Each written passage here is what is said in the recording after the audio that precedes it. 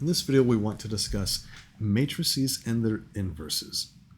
So for a matrix to have an inverse, first of all, its determinant has to be something that's not zero.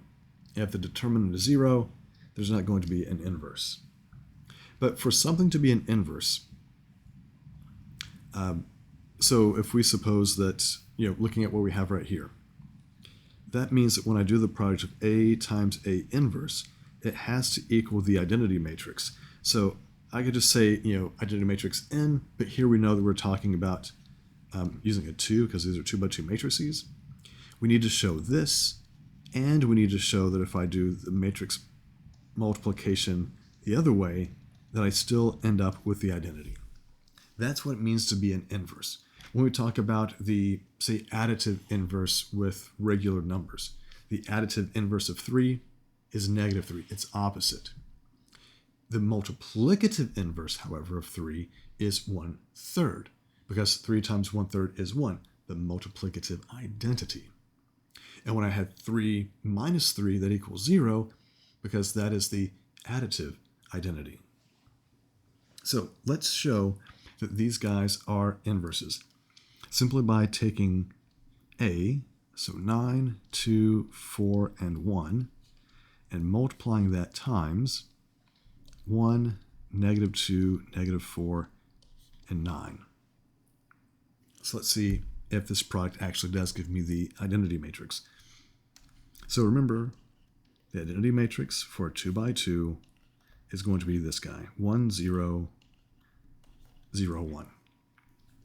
All right, so if I take this 9, 2, and I multiply this, so it's going to be 9 minus 8, and then I have -18 plus 18 when I go to the second column.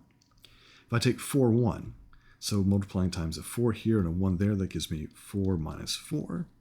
And then I have -8 plus 9.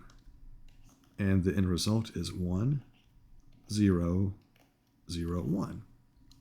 Okay, so that way works out. But what we said before is that just because you can multiply one way doesn't mean you get the same answer if you were to change the order.